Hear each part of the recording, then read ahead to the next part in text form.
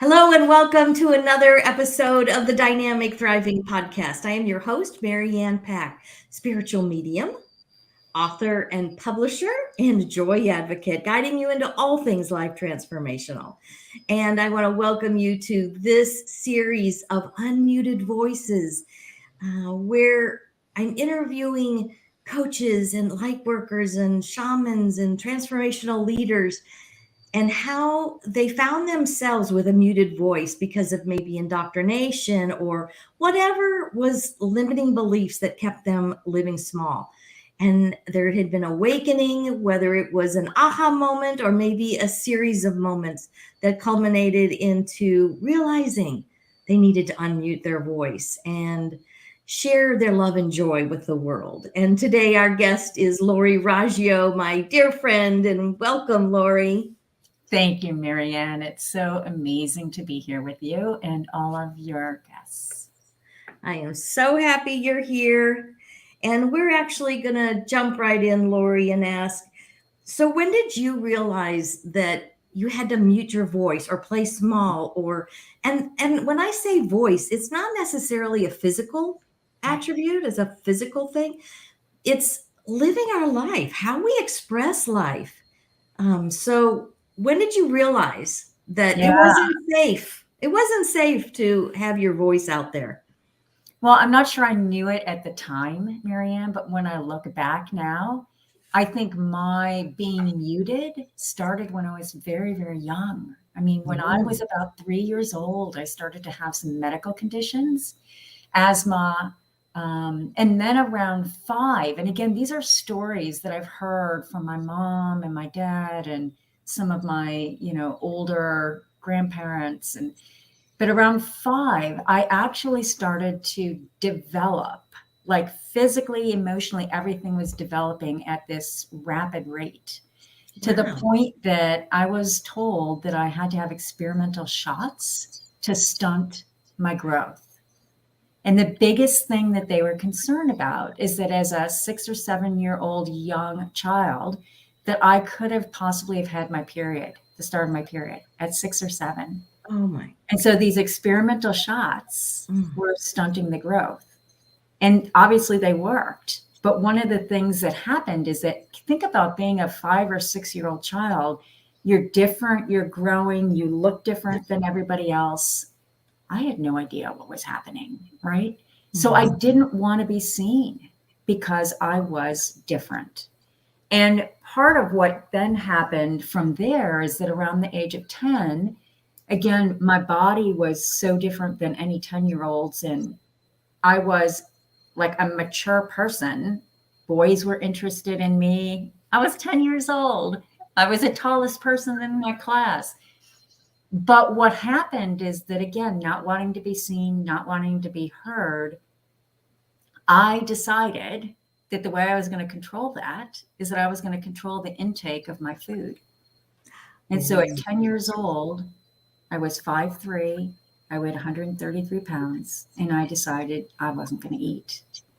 And that turned into then many, many, many, many years of anorexia. So I shrunk. I mean, I physically shrunk to protect myself, to feel like I had some control, to not be seen, not be heard. And that was really kind of the start for me. And I actually went from 133 to 85 pounds before one day my parents took me to a psychiatrist, and he looked at me and he's like, "What are you doing? Like, are you trying to kill yourself?" For whatever reason, that particular day, that particular time, I heard it, it clicked. And I was like, no, I've got too much, too many talents, too many gifts, too many other things that I really want to share with people. And no, I'm not ready to do that. And so it kind of then started from there. And that was about at the age of 14. So. Wow. Right? That's some extreme conditions that you were growing up in. Yeah.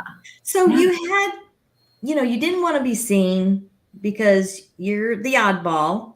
Yeah. I know you've talked about, needing to be in control, thus the eating disorder, Yeah. um, and and how you live that, taking. We've talked before about how, you could make life look really successful on the outside, but on the inside you were just, dying. Absolutely. I was losing myself. Yes. The outside looked perfect and I could control that. And how I Right. presented, everybody thought she's got it all together. They're not going to question me. I don't need to be vulnerable because Yes. everybody thinks everything's fine. Right. Yeah. So you kind of touched a little bit on some of those beliefs. What were those other, I call them indoctrinated beliefs because they're things Yeah. that we just took on ourselves. Yeah. Either they were subtle messages we heard, or they were actually teachings that ended up being toxic for us. So, Yeah. what were some of those Yeah. I mean, beliefs? I think some for me is I grew up in a family of educators. And Oh, so my mom was a kindergarten teacher, and my dad was an administrator, a principal in a high school. And so one of the things that I learned was you are successful, and what you do and how you perform is what gets you attention. And so I had all the mm, straight A's, and I was involved in every kind of activity you could think of in high school and in college. And so again, it was this external Lori is successful, Lori's okay. And it kept people focused there versus really on who I was on the inside. right.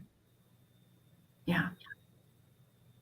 So as long as you're performing, Right.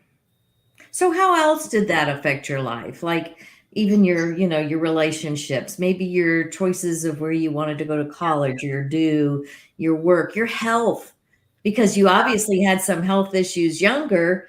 right? So how did that affect you? And was there like spiritual messages that Yes, you were maybe having to learn or relearn? absolutely. Yeah. I mean, I think for me, what happened is, again, the performance, the doing was so Mm, important that there was a lack of who I was being, who I yes. truly was underneath all of that doing. And so my spiritual relationship took a toll. I mean, I would say it wasn't until probably about 4 years ago that I really started to get back in touch with who I am as a spiritual person and to talk more about that. And, one way that has helped me become unmuted is all of these book anthologies that I've been involved in the last year and a half. That was my outlet to start to truly talk about spirituality and that part of me. Absolutely. It also, I think it affected my relationships too, because I was always very task focused Mhm. versus relationship. My default energy is give me stuff to do. I'll check it all off. And that was taking over relationships, whether it was friendships. I had time for friends when I wasn't working. I had time for my Mm. family when I wasn't working. Um, and all of that really started to change when my position as an HR leader and HR executive was dismantled, basically. So it wasn't until August of 2017 that all of that external stuff was like, Lori, you no longer are that HR executive. You no Mhm. longer have the same amount of consistent income coming in. You no longer can talk about who you are based on what you do. All that stripped away. All of that. All of your onion peels came unraveled very Absolutely. quickly. And Absolutely. who was And there so left? that was, even though I was wanting something different and I knew that the role I was in was not satisfying to me, and I'd already started to think about, starting my own business. So I knew that there was disalignment and I knew that there was, lack of integrity, but that forced me at that point to have to do something different. Yeah. Yeah. So I'm sure that was part of your aha moment, Yes. but I know a lot of times there's not just one No. moment, it's a series of moments that Yeah. culminate into this awakening. I Yes. have to unmute my voice. I Yeah. have to speak my truth. I have to live my truth. Yeah, definitely, Marianne. And for me, it was definitely a series. And kind of like you said, I'm peeling of the onion. It was in different parts of my life. So 15 years ago, there was another kind of unraveling. And that was every time I would come to Arizona to visit, because my spouse at the time has family here, I would be like, I didn't want to leave. And I didn't know exactly what that meant, but there was this pull. And so I knew that eventually I was going to be here. I thought it was going to be as a married person. Didn't work out that way. But I think some of the unraveling again was this idea that I felt like in my marriage, I couldn't quite be who I was as I was becoming more spiritual, as I was becoming more of a sourced, transformational sourced leader. There wasn't that connection in my marriage to be seen and heard like that. Mm-hmm. And so becoming unmuted, to go to my spouse of 32 years and say, this is no longer for me. Yes. But I knew that I wasn't in integrity with myself in that relationship. Absolutely. So I think Yes. there's glimpses, that you get if you're open to them and you pay attention to them. Yes. And that's the key too, is being aware, because sometimes it takes those aha moments time after time after time before it's almost like we have to build our awareness muscle. Yes. What are we going to be aware of? Are we just going through life blindly on default? Right. Are we actually going to start choosing our life, creating our reality, Yes. living that truth?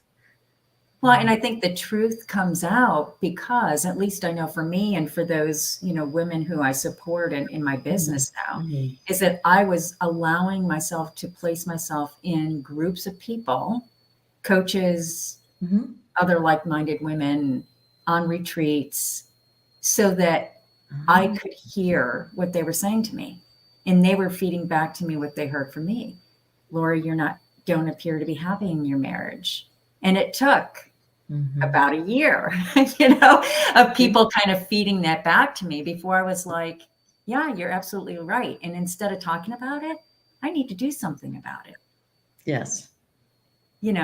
Absolutely. So it was giving myself permission to unmute, and say, at this point, yes, I could stay just like my mom or like other relatives stayed in relationships and marriages, but I have a choice.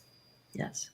And I'm muting myself and in voicing my choice was to not stay. Yes. I can so relate to that because I also, got divorced after 25 years of marriage. And yeah, it was just like I had grown so much and I felt like I was just kind of pulling my partner along. Yes. Instead of us growing together. Yeah.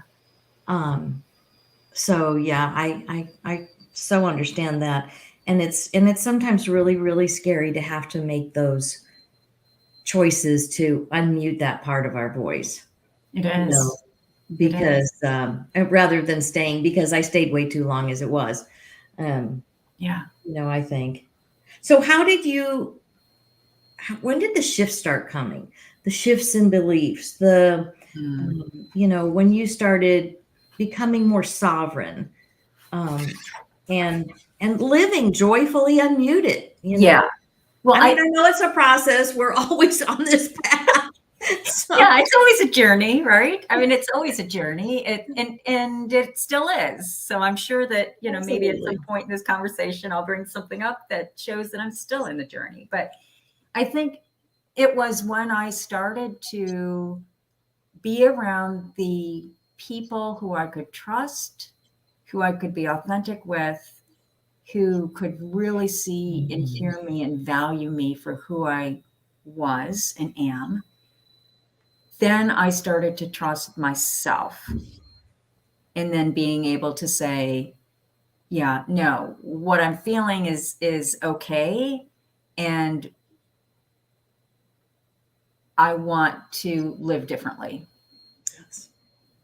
And so I think it was that putting myself in those situations was really helpful. And I do think that, when I think about the women who I work with, it's the same thing. It's acknowledging them. It's helping them to see who they are, who they want to become, and then what decisions do they need to make in order to create that life that they want. Yes. And then supporting them through it. And I like how you always say that it's the life that we desire and deserve. Yes. It's becoming that person. Yes. Because even though we're always deserving, sometimes we don't believe it because we've been told otherwise. Either plain out, straight out, you don't deserve this, or it's just a subtle message that we start believing. So I love how you always talk about it being yes, a life that we actually desire and deserve. And deserve. Yes. Well, and I think, you talked about, and the word that always comes to my mind and that I've, worked on with Manda and others around the energy, but the worthiness, worthiness, I think it's something that gets passed on between generations, and sometimes we don't even know it. Yeah. But to believe that you have the worthiness to use your voice is something that I think all of us, especially as women, need to understand and feel. Yes. Yes, especially for those of us like myself that was raised in a religious order that women were supposed to be silent. Our voice didn't matter. We were literally taught that. Yeah. That whatever we wanted or desired wasn't near as important as the man in our life. Yeah. So that was blatant telling me to mute yourself. Yeah.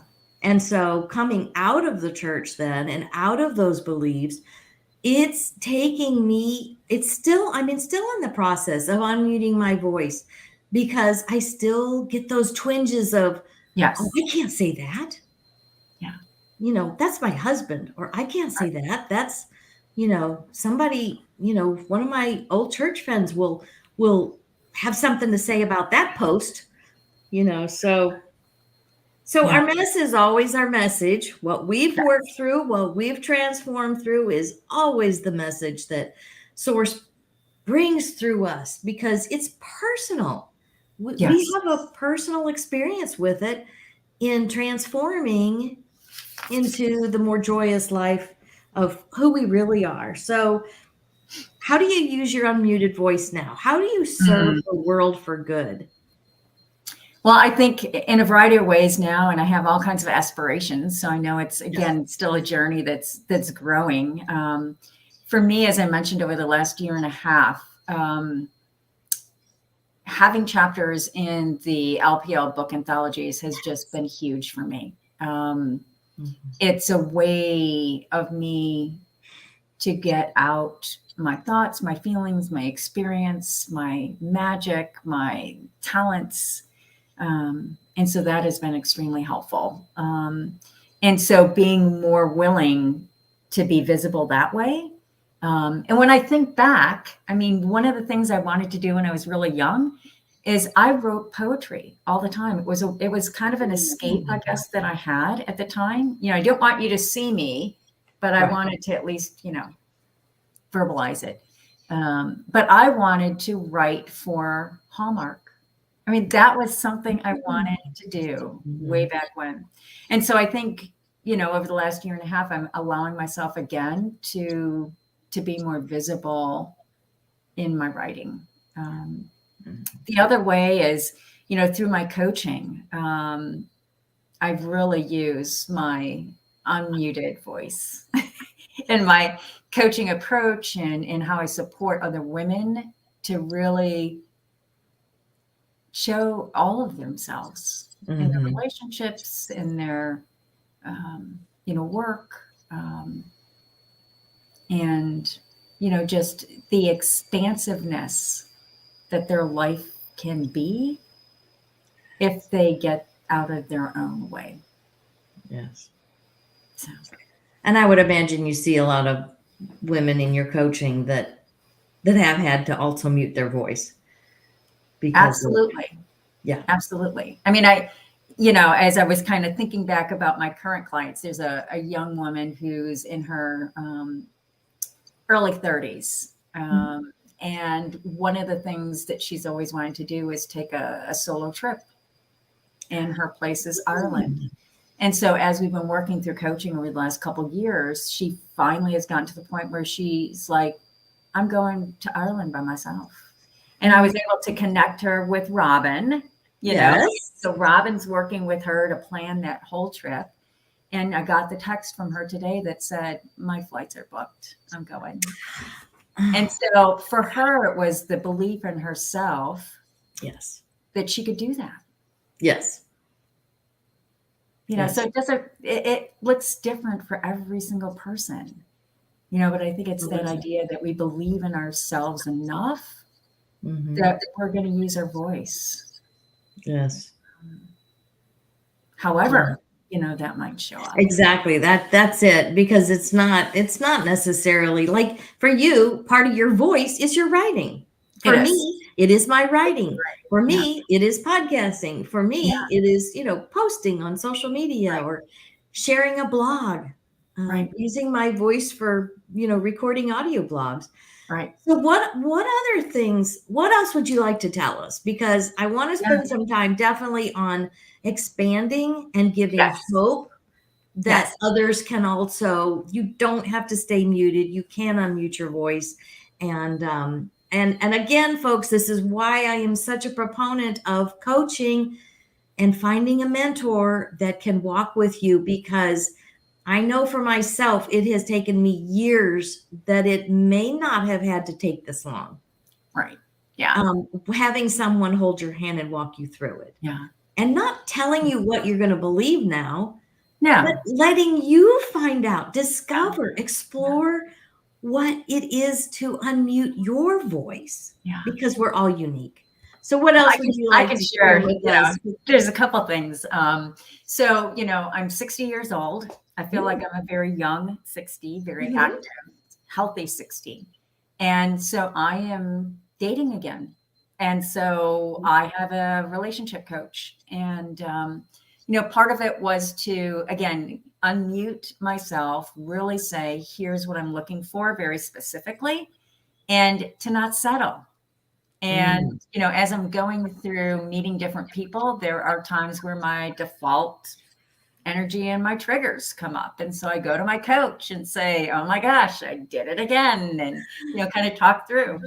But I think a way of unmuting myself was my profile on Match.com looks so different than so many others I've seen. And part of it was I wanted to authentically show who I really am. And the kinds of pictures I have there are different, and my writing is different. And I've gotten some really interesting comments about, oh my goodness, this looks so different than anything I've seen. I'm just very intrigued. So that was a way of getting unmuted. I mean, I never had thought about doing that before.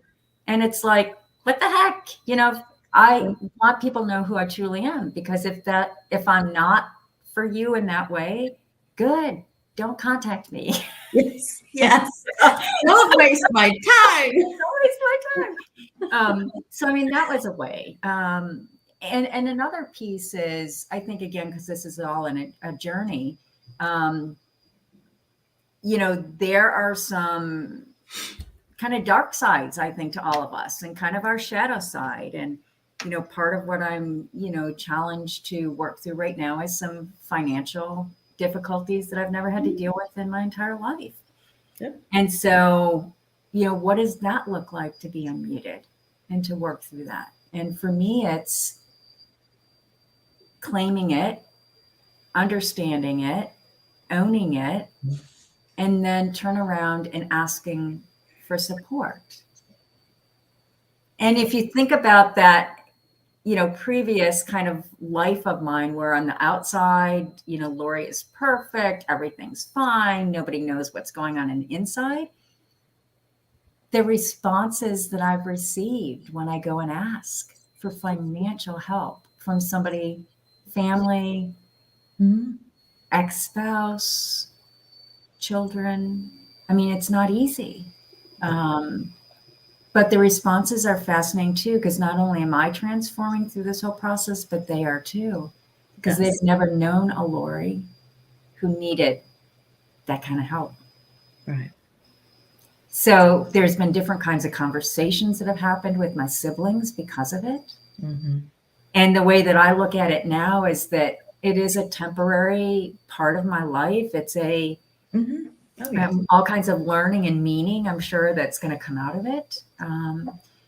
But, don't be afraid to start over, because the new story may be better than the old story. Absolutely. And so the unmuting is, be authentic, be vulnerable, be honest, ask for what you need, and then be willing to receive it. Yes. It's a different kind of chapter. It's a different way of looking at it. Absolutely. We don't have to wallow around in the struggle of it. No. But people really do want to help support. And it's the hardest thing, I understand completely. It's the hardest thing for me to ask for help for something and then allow myself to receive what I just asked for, or somebody offering to help before I even ask. Yes. And then being gracious to receive it and just be thankful.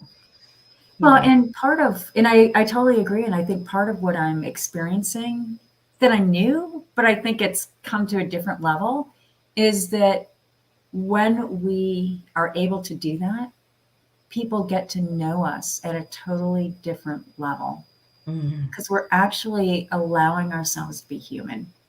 Yes. And so that connection deepens with people. Yes. And there's a poem from Marianne Williamson, and it's from one of her books, and it's called I think it's called The Deepest Fear. But it talks about, our deepest fear is not that we're inadequate, but our deepest fear is that we're powerful beyond measure. Yes. And if we're powerful beyond measure, we can't do that as a muted person. And she talks about, there's this one section just is so meaningful to me. She says, "Your playing small does not serve the world. There's nothing enlightened about shrinking so that other people won't feel insecure around you." And so if we, are questioning whether we should be unmuted or whether we should share our thoughts and talents and gifts and magic, we have to. I mean, there's not a question, because playing small doesn't help us, and it certainly doesn't help anyone else. We can't change the world if we're playing small. No. That's so good. That's so beautiful. Yeah, we definitely fear our actual power. It's not, and it's so fun because this year in my 9-star chi energy is own your power. So I've got, that is my word for the year is trust. Yes. So, that's it. We're so fearful that we're more the powerfulness of who we are and the magnificence of who we are can scare the shit out of us. You know, if we would dream as big as Yes.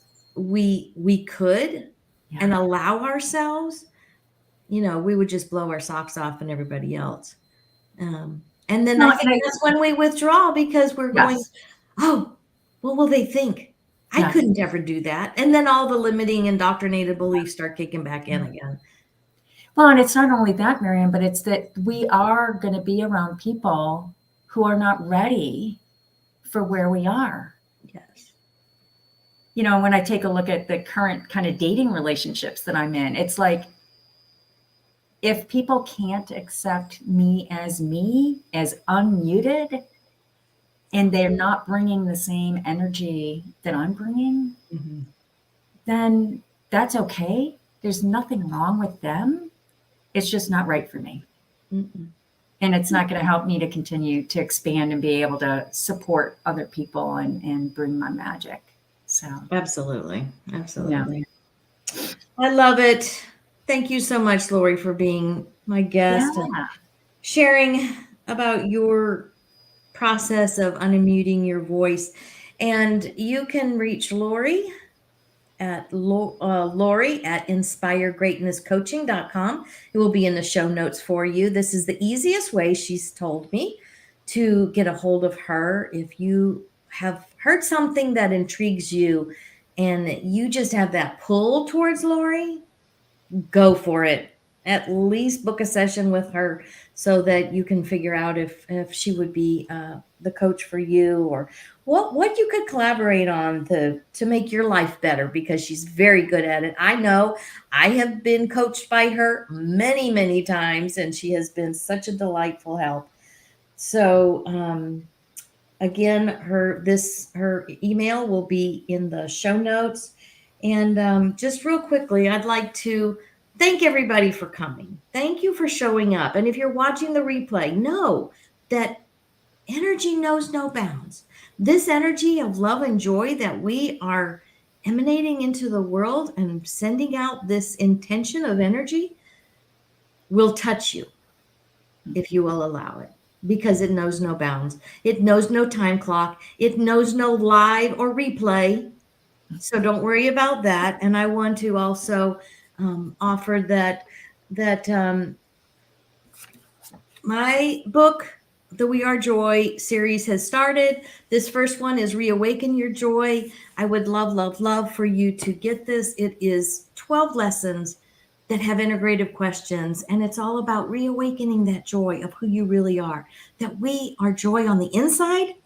We are embodying joy. Now we need to live it on the outside with our unmuted voices.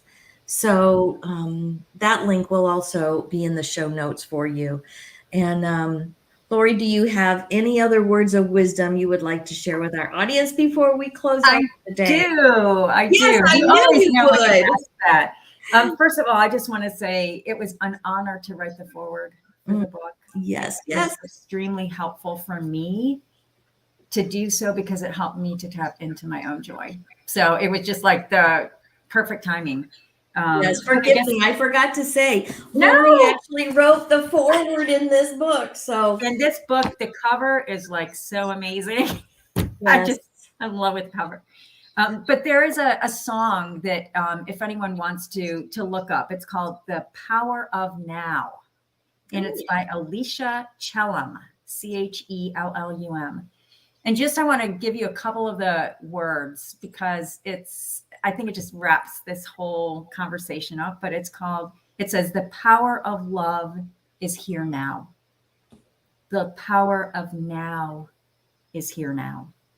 The power of you and me is here to create magic on earth. Let the water wash away your tears. Let the fire burn away your fears. Let the wind blow into your life such faith and trust. Let the earth hold you, take care of you, and nurture you. So thank you so much, Marianne. And that's so perfect, because y'all also something she didn't get to because this wasn't the topic, but I want to throw it out there.